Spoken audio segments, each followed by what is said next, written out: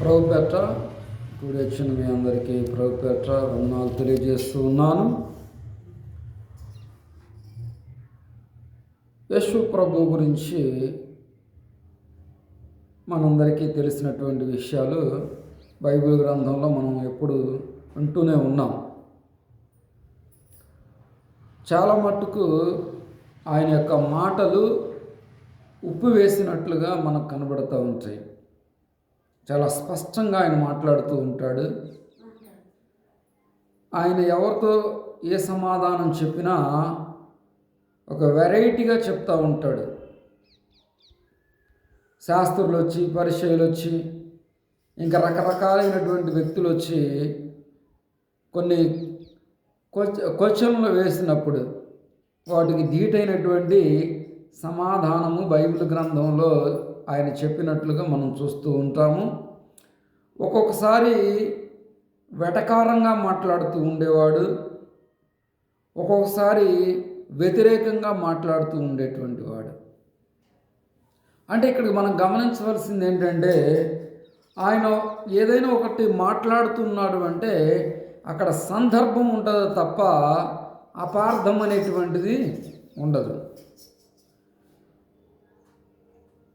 మరి మనకు ఒక కథ తెలుసు, నీ పొరుగువాడు ఎవరు అనేటువంటి మాట మనం విన్నట్లయితే,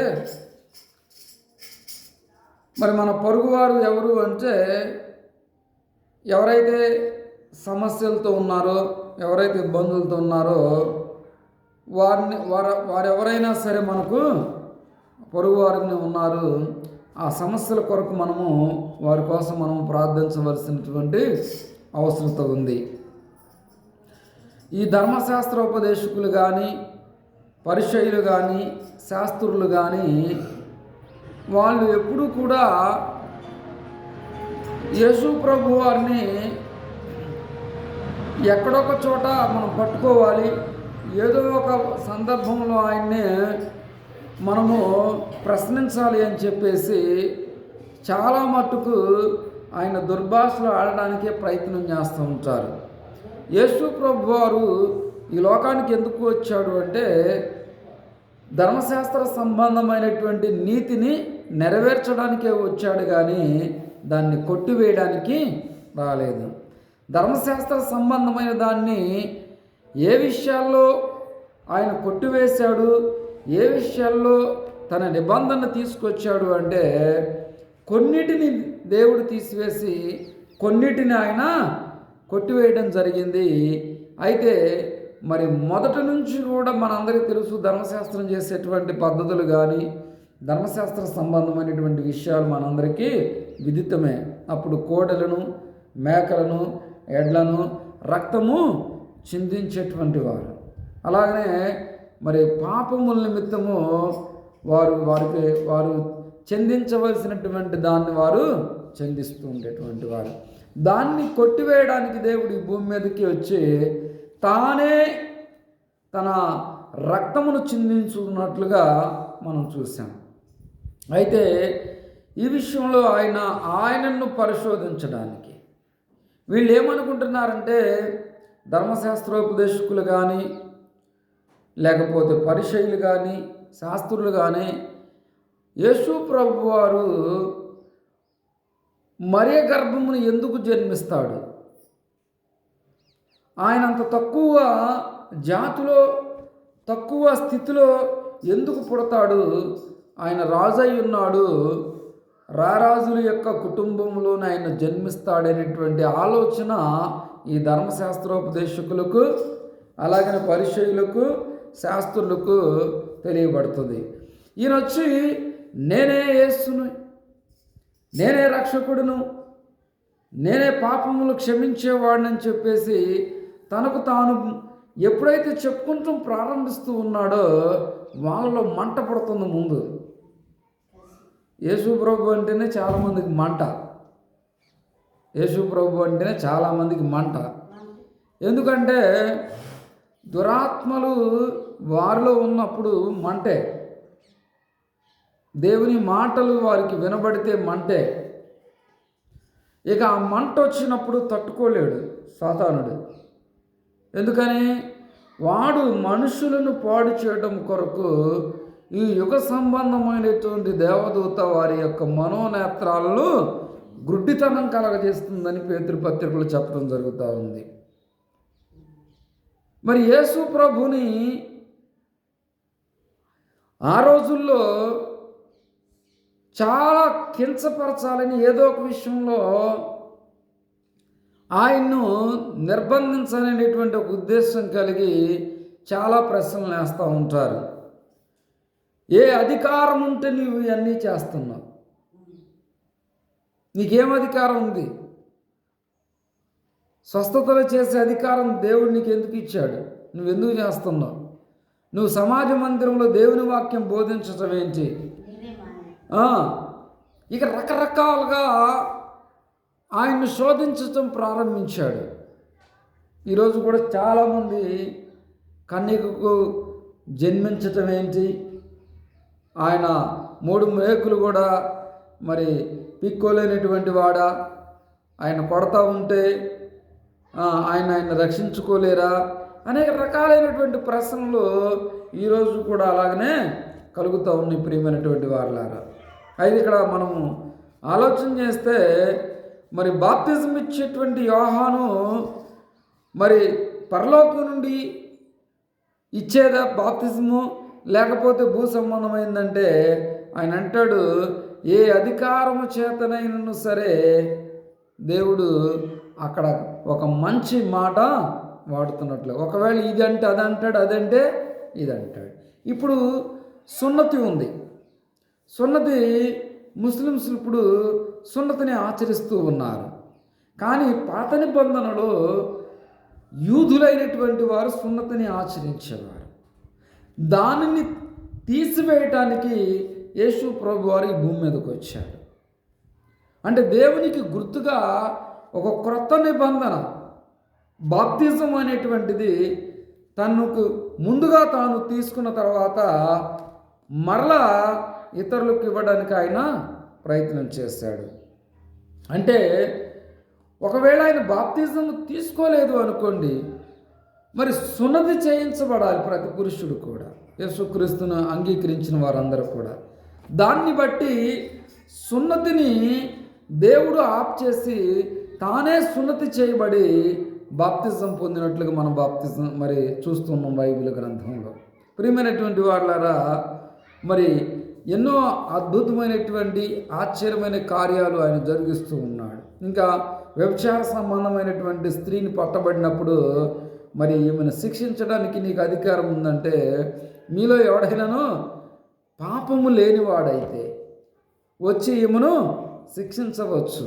అన్ని వెటకారంగా మాట్లాడతాడు, కొద్దిగా వ్యంగ్యంగా మాట్లాడతాడు దేవుడు అక్కడ ప్రతి విషయంలో కూడా. ఎందుకంటే చాలామందికి ఆయన సరిగ్గా సూటిగా సమాధానం చెప్పడం కోసం ఆయన ప్రయత్నం చేస్తాడు తప్ప ఏదో నార్మల్గా చెప్పేటువంటి ఆలోచన ఆయన ఎప్పుడు కూడా ఎక్కడా కూడా చేయలేదు. అంటే వాళ్ళకి అర్థం కావాలి ఈ విషయాలు. ఎందుకు ఈ శాస్త్రులు, ధర్మశాస్త్రోపదేశకులు, పరిచయులు అందరూ కూడా పాత నిబంధనను బాగా మరి చదివినటువంటి వ్యక్తులు, మెస్సీ ఇంకా రాలేదు అనేటువంటి ఒక ఉద్దేశం కలిగినటువంటి వ్యక్తులు. ఇప్పటికీ కూడా యూదులు మరి వారు నమ్మనటువంటి వారు చాలామంది కూడా మనకు కనబడుతూ ఉంటారు. కానీ దేవుని యొక్క మహాకృప ఏంటంటే మరి వారికి లేనటువంటి గొప్ప భాగ్యాన్ని దేవుడు మనకు అనుగ్రహించినాడు. అలాగే మత్తయి సువార్త 9వ అధ్యాయము 10, 11, 12 వచనాల్లో చూస్తే యేసు అక్కడి నుండి వెళ్ళుచు సుంకపు మెట్టునొద్ద కూర్చుండిన మత్తయ్యను ఒక మనిషిని చూచి నన్ను వెంబడించమని అతనితో చెప్పగా అతడు లేచి ఆయనను వెంబడించాను. ఇంటిలో భోజనమునకు యేసును కూర్చొని ఉండగా ఇదిగో సుంకరులు, పాపులు అనేకులు వచ్చి ఆయన యొద్దకు, ఆయన శిష్యుల యొద్దకు కూర్చుండిరి. పరిచయులు అది చూచి, మీ బోధకుడు సుంకరులతోనూ పాపులతోనూ కలిసి ఎందుకు భోజనము చేయుచున్నాడని ఆయన శిష్యులను అడిగిరి. ఆయన ఆ మాటలు విని రోగులకే కానీ ఆరోగ్యము గలవారికి వైద్యుడు అక్కరలేదు. ఎవరికి దేవుడు కావాలి ఇప్పుడు? రోగం వచ్చినోడికే డాక్టర్ అవసరం, కానీ ఆరోగ్యం కలిగినటువంటి వారికి డాక్టర్ అవసరం లేదు. మంచిగా ఉన్నావు, పుష్టిగా ఉన్నావు, బాగున్నావు, ఇక నీకు డాక్టర్తో పని ఏంటి? నీకు ఏదైనా బలహీనత వస్తేనే కదా డాక్టర్ కావాల్సింది. ఇక్కడ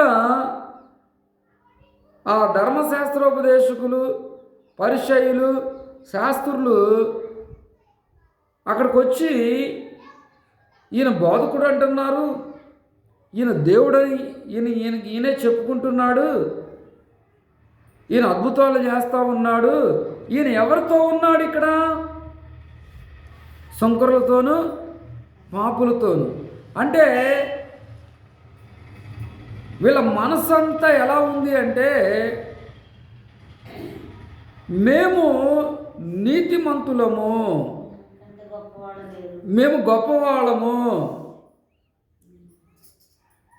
మాలో ఈ గొప్పతనం ఉంది అని ఎప్పుడైతే వీళ్ళు చూడండి హృదయ రహస్యములను గ్రహింపగలిగినటువంటి దేవుడు, హృదయ ఆలోచనలు గ్రహింపగలిగినటువంటి దేవుడు, హృదయ తలంపులను ఎరిగినటువంటి దేవుడు ఆయన. నువ్వు ఇక్కడ కూర్చొని ఏం ఆలోచన చేస్తున్నావు? ఇక్కడ నువ్వు ఉంటూ ఏం ఆలోచన చేస్తున్నావు? ఈ మైక్ శబ్దం ద్వారా వింటున్నటువంటి ప్రజల యొక్క ఆలోచనలు ఏంటో దేవునికి తెలియదంటారా? దేవునికి సమస్తము తెలుసు. ఆయన అన్ని చోట్ల ఆయన ఉన్నటువంటి వాడు, ఆయన సర్వాంతర్యామి, ఆయనకు అసాధ్యమైనటువంటిది ఏది కూడా లేదు. ఒకరిని హెచ్చించగలడు, ఒకరిని తగ్గించగలడు, ఒకరిని అభివృద్ధి పరచగలడు. కానీ మనం ఎప్పుడైతే దేవునికి తగ్గించుకొని మనము ఆయన కొరకు మనం ఎదుగుతూ ఉంటామో అప్పుడు మన పట్ల ఆయన కృప కలిగిన దేవుడుగా ఉన్నాడు. వీళ్ళు ఆయన ప్రశ్నించాలనేటువంటి ఉద్దేశంతో మాట్లాడుతూ ఉన్నప్పుడు ఈయన ఎటకారంగా ఏమంటున్నాడు? రోగులకే వైద్యుడు కానీ ఆరోగ్యం గల వారికి నేను ఎందుకు భూమి మీదకి వచ్చాను? దేనికి వచ్చాడంటండి? పాపుల కొరకు. నేను పాపిని రక్షించడానికి, నేను నీతిమంతుల కొరకు రాలేదు. ఒకవేళ మీరు నీతిమంతులైతే నీతిమంతులుగా ఉండండి, పర్వాలేదు. నేను అనీతిమంతుల కొరకు వచ్చాను అంటే శాస్త్రులు, పరిచయులు వాళ్ళు నీతి విషయంలో ఎంత చక్కగా ఉన్నారో మనం ఆలోచించేద్దాం. ఇంకో మాట ఏమన్నాడు అక్కడ? ఆయన మాటలు విని రోగులకే కానీ ఆరోగ్యం గల వారికి వైద్యుడు అక్కర్లేదు కదా, అయితే నేను పాపులు పిలవచ్చి తిని కానీ నీతిమంతులను పిలువ. నువ్వు నీతిమంతుడు అని అనుకుంటున్నావు, నీతిగా ఉండు, నీకోసం నేను రాలేదు, నేను అనీతిమంతుల కోసం వచ్చాను. నేను పాపిని, నాలో పాపం ఉన్నది అని ఏ వ్యక్తి అయితే గ్రహిస్తాడో ఆ వ్యక్తిని పిలవచ్చి తిరిగి నేను అంటాడు. ఆ వ్యక్తిని రక్షించడానికి వచ్చాను అంటాడు. ఆ వ్యక్తిని నేను కాపాడడానికి వచ్చానని చెప్పి మాట్లాడుతూ ఉంటాడు. కొంచెం మనం బాగా ఆలోచన చేస్తే రోమిలు రాసిన పత్రికలు అంటాడు, నీతిమంతుడు లేడు, ఒక్కడను లేడు, అందరూ పాపం చేసి దేవుడు అనుగ్రహించు మహిమను పొందలేము. ఇంకొక చోట ఏమంటాడంటే, శాస్త్రుల నీతుల కంటేను పరిచయుల నీతుల కంటేను మీ నీతి అధికము కాని ఎడల మీరు పరలోక రాజ్యంలో ప్రవేశించరు అని చెప్పి దేవుని వాక్యం సెలవిస్తూ ఉంది. అంటే ఒక వ్యక్తి దేవుని రాజ్యంలోనికి ప్రవేశించాలి అంటే, మనం ఎప్పుడైనా దేవుని రాజ్యం చూసావా? దేవుణ్ణే చూడలేము మనం, దేవుని రాజ్యమును మనం చూడలేము. కానీ ఈ గ్రంథమందు వ్రాయబడినటువంటి ప్రతి మాట కూడా ఎవరి చేత వ్రాయబడింది? మనుషుల చేతనా, దేవుని చేతనా? దేవుని చేతనే. ఒకవేళ దేవుని చేత ఇది రాయబడలేదు ఈ గ్రంథం అనుకుందాం, దేవుని చేత ఇది రచించిన గ్రంథం కాదు, ఇది మనుషులు రచించింది అనుకుంటే ఈ గ్రంథం ఉన్నటువంటి వాక్యాలు మనం నమ్మవలసినటువంటి అవసరత ఎంత మాత్రం లేదు. అంటే ఒక వ్యక్తి ఈ భూమి మీద బ్రతకడానికి కావలసిన దాన్ని, ఆ వ్యక్తి చనిపోయిన తర్వాత తనకంటూ ఒక రాజ్యం ఉన్నది అనడానికి నిర్ధారించేటువంటి గ్రంథము భూప్రపంచంలో ఏదైనా ఉంది అంటే అది పరిశుద్ధ గ్రంథము, ప్రభు అయినటువంటి యేసుక్రీస్తు వారు మనకిచ్చినటువంటి మహాదివ్య గ్రంథం. నేను పాపులను పిలవచ్చి తిని కానీ నీతిమంతులను పిలవరాలేదు. ఇంకేమంటున్నాడు? గనుక కనికరమునే కోరుచున్నాను కానీ బలిని కోరను అని వాక్యభావం ఏమిటో మీరు తెలుసుకొని నేర్చుకునుడని వారితో చెప్పాను. అంటే ప్రతి విషయంలో కూడా యేసు ప్రభు మాట్లాడేటువంటి ప్రతి మాటలో కూడా చాలా మంచి విషయాలు దాగున్నాయి. బైబిల్ చదవాలి, ఒక్కొక్క వచనము ఒక్కొక్క ఆలోచనలో రేకెత్తింపజేస్తూ ఉంటాయి. ఇంకా కొంచెం మనము లూకా సువార్త 18వ అధ్యాయంలోకి వెళితే మనకు అక్కడ ఒక వ్యక్తికి మనకు కనబడుతూ ఉంటాడు. 18వ అధ్యాయంలో 9వ వచనం చూస్తే, తామే నీతిమంతులని తమ్ము నమ్ముకొని ఇతరులను తృణీకరించు కొందరితో ఆయన ఉపమానము చెప్పెను. ప్రార్థన చేయుటకు 2 మనుషులు దేవాలయమునకు వెళ్ళిరి. వారిలో ఒకడు పరిసయ్యుడు, ఒకడు సుంకరి. పరిసయ్యుడు నిలువబడి, దేవా, నేను చోరులను, అన్యాయస్తులు, వ్యభిచారులైన ఇతర మనుషుల వలనను ఈ సుంకర వయలో ఉండనందుకు నీకు కృతజ్ఞతాస్తుతులు చెల్లించుచున్నాను. వారమునకు 2 మార్లు ఉపవాసము చేయుచు నా సంపదన అంతటిలో 10వ వంతు చెల్లించుచున్నాను. తనలో తాను ప్రార్థించుచుండెను. సుంకరి దూరముగా నిలుచుండి ఆకాశం వైపు నా కన్నులెత్తుటకైన ధైర్యం చాలక రొమ్ము కొట్టుకొనుచు, దేవా, పాపినైన నన్ను కరుణించమని పలికెను. అతని కంటే ఇతడు నీతిమంతుడుగా తీర్చబడి తన ఇంటికి వెళ్ళని మీతో చెప్పుచున్నాను. తన్ను తాను తగ్గించుకున్నవాడు హెచ్చించబడినయు చెప్పెను. ప్రియమైనటువంటి వారులారా, ఈ లేఖనాలను మనం గమనించినట్లయితే నీతిమంతులైనటువంటి వారిని దేవుడు పిలవడం లేదు. నేను మంచిదాన్ని, నాలో ఏ పాపం లేదు, నా మాట అగ్ని వంటిది, నా మాటే వేదం, నా మాటే శాసనం అనేటువంటి వాళ్ళని దేవుడు ఎప్పుడు పిలవటల్లా. దేవుడు వారిని కోరుకోవట్లేదు కూడా. ఎవరిని కోరుకుంటున్నాడు? నేను పాపిని, నాలో పాపం ఉన్నది, నేను నిన్ను స్తుతించడానికైనా గణపరచడానికైనా నాకు ధైర్యం చాలటం లేదు ప్రభు అని తమ్మును తాము ఎవరైతే తగ్గించుకొని ప్రార్థన చేస్తారో వారితో ఉండి ఆయన గణపరిస్తే, ఆయన మహింపరిస్తే దేవుడు తప్పకుండా వారిని ఆశీర్వదించేటువంటి దేవుడుగా ఉన్నాడు. అలాగనే ఫిలిప్పీయులకు రాసిన పత్రికలో ఒక మాట మనం చూసినట్లయితే,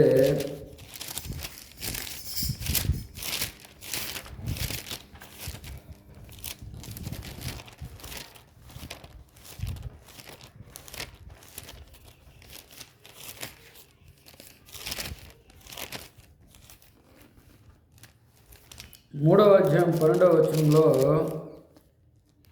ఇదివరకే నేను గెలిచి తినైనను, ఇదివరకే సంపూర్ణ సిద్ధి పొంది తినని నేను అనుకోవట్లేదు, కానీ నేను దేని నిమిత్తము క్రీస్తు చేత పట్టుబడుతున్నో దాన్ని పట్టుకొనవలనని పరిగెత్తుచున్నాను. పౌలు ఏమంటున్నాడు ఇక్కడ?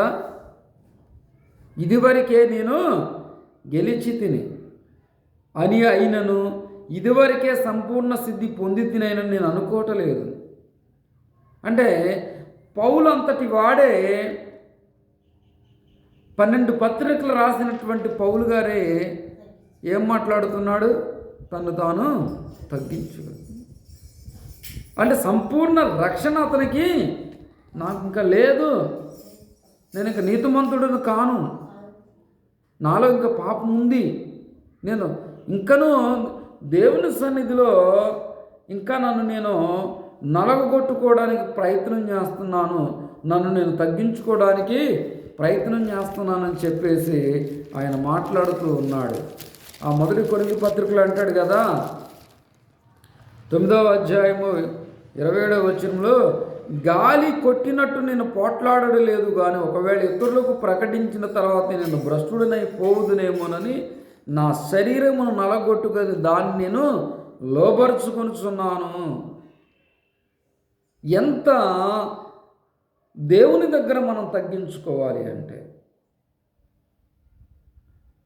ప్రతి దినము దేవుని సన్నిధిలో ప్రార్థించే మనస్సు కావాలి. ముందు ప్రార్థనకు వస్తున్నామంటే కాదు, ఏదో వస్తున్నాం వెళుతున్నామంటే కాదు, మనం ఎంతగా తగ్గించుకోవాలంటే అంతగా తగ్గించుకున్నటువంటి వ్యక్తులుగా మనం ఉండాలి.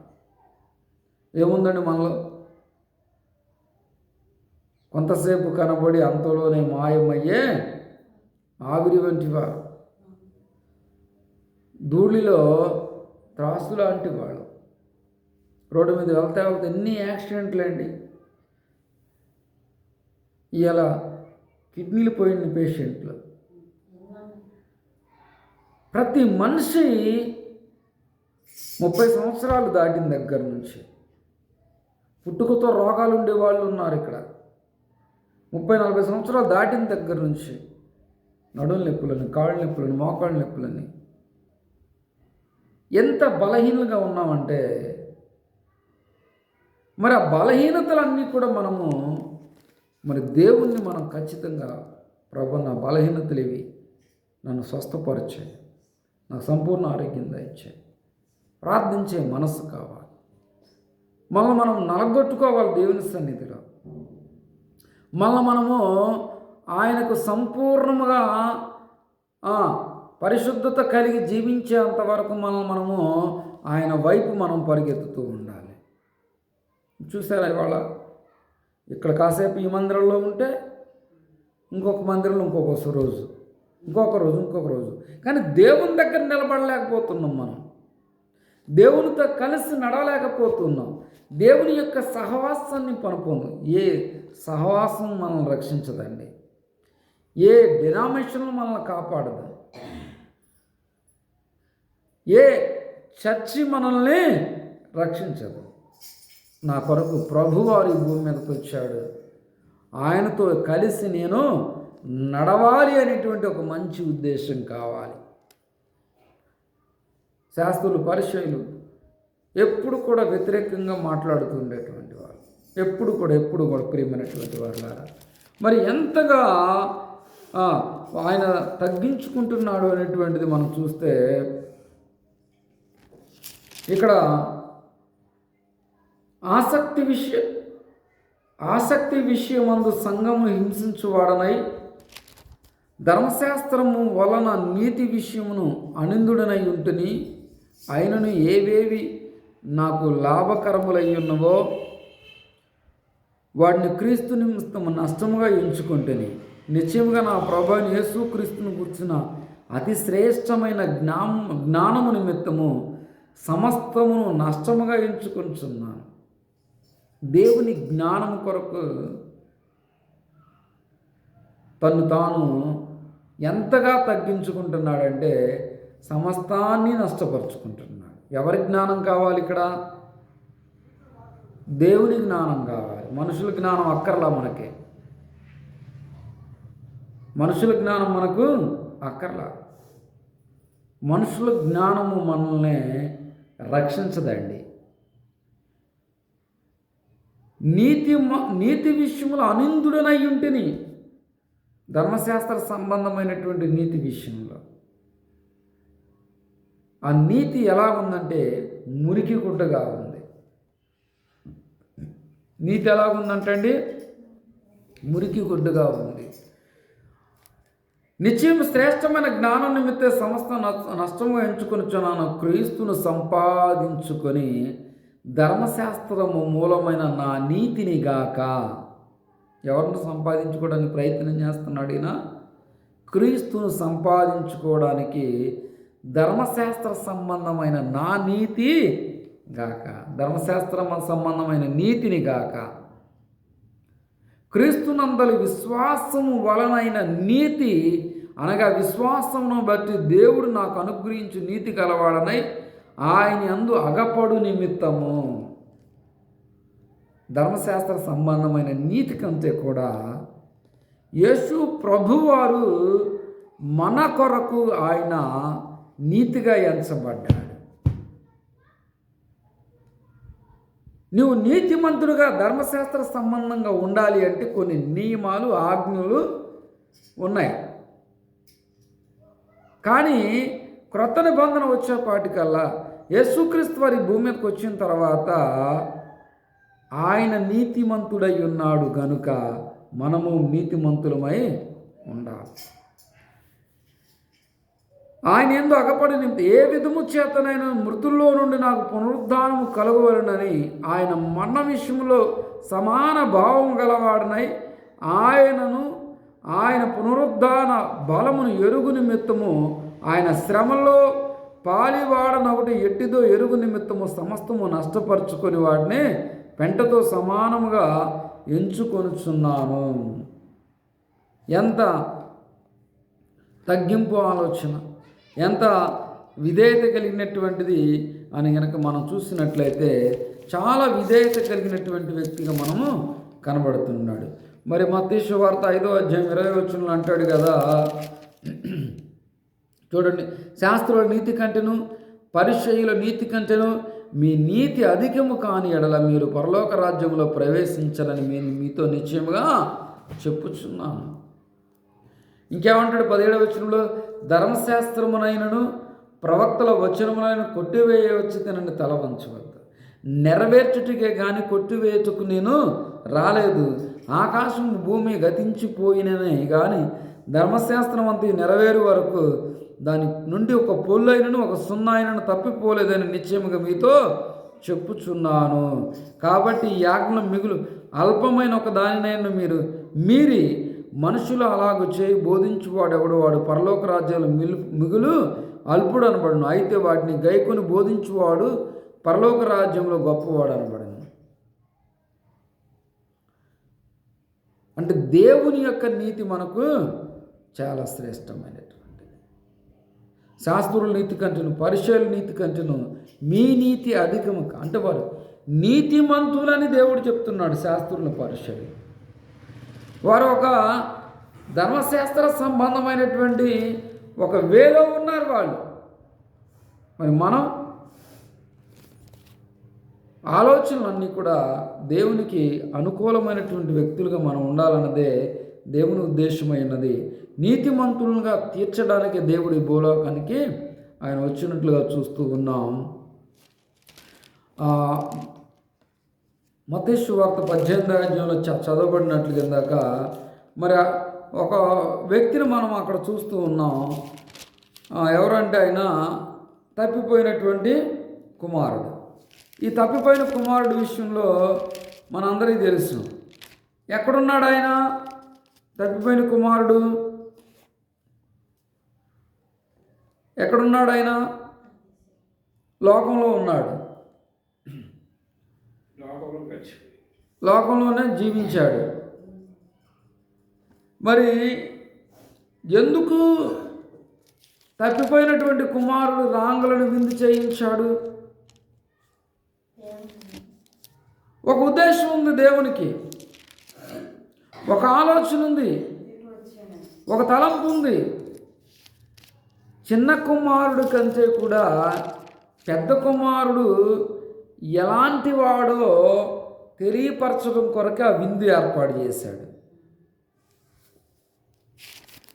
అంటే దేవుని ఉద్దేశంలో ఏ మాట మాట్లాడినా కానీ బైబిల్ గ్రంథం ఒక పరమార్థాన్ని తీసుకొస్తుంది.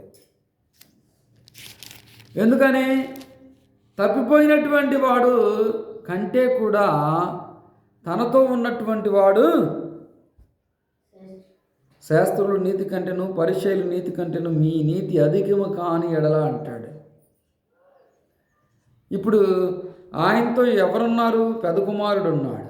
అంటే నువ్వు నేను ఆయనతో ఉంటే పరలోక రాజ్యాన్ని ఖచ్చితంగా ఆయన మనకు అనుగ్రహించేటువంటి దేవుడు. చూడండి, ఇక్కడ చాలా మట్టుకు మనం కనుక ఆలోచన చేస్తే ఎవరిని గురించి మనం ఎక్కువగా మాట్లాడుకుంటాము? ఎవరిని గురించి మాట్లాడుకుంటాం ఎక్కువగా? ఈయన గురించి ఎక్కువ మాట్లాడుకుంటాం. ఏది చిన్న కుమారుడు గురించే మాట్లాడుకుంటాం. కానీ ఇక్కడ పెద్ద కుమారుని యొక్క ఆలోచనలు ఏ విధంగా ఉన్నాయో మన ఆలోచనలు కూడా అదే విధంగా ఉండాలన్నదే దేవుని యొక్క ఉద్దేశం. ఎందుకని ఎప్పుడూ కూడా ఎక్కడ ఉండేవాడు అంటే ఆయన దేవుని సన్నిధిలోనే ఉండేవాడు, దేవునితోనే ఉండేవాడు. మరి పరలోక రాజ్యం ఎవరితో ఉంది? పెద్ద కుమారుడితో ఉంది. ఇప్పుడు ఈ తప్పిపోయినటువంటి కుమారుడు ఎలాంటి వాడు? శాస్త్రులు, పరిచయులు.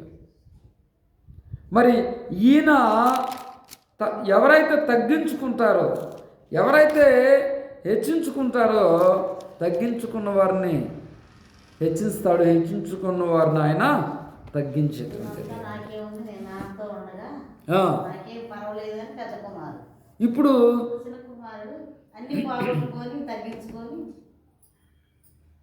అయితే చిన్న కుమారుడు ఎప్పుడైతే బయటికి వెళ్ళిపోయి తిరిగి వచ్చాడో, ఇప్పుడు ఎవరి విలువ తెలియడం కొరకు ఈ విందు చేయించాడు? పెద్ద కుమారుడు యొక్క విలువ తెలియడం కొరకు. గుర్తుపెట్టుకోండి, పెద్ద కుమారుని యొక్క ఆలోచనలు ఎలాగున్నాయో దేవుని దగ్గర మనం చిన్న కుమారుని వలె కాకుండా పెద్ద కుమారుని యొక్క ఆలోచనలతో మనం కనుక ఎదిగి అభివృద్ధి పొందినట్లయితే ఆయన తప్పకుండా మళ్ళీ దీవించే దేవుడి మాటలు దీవించి ఆశీర్వదించును గాక. ప్రార్థన చేసుకుందాం.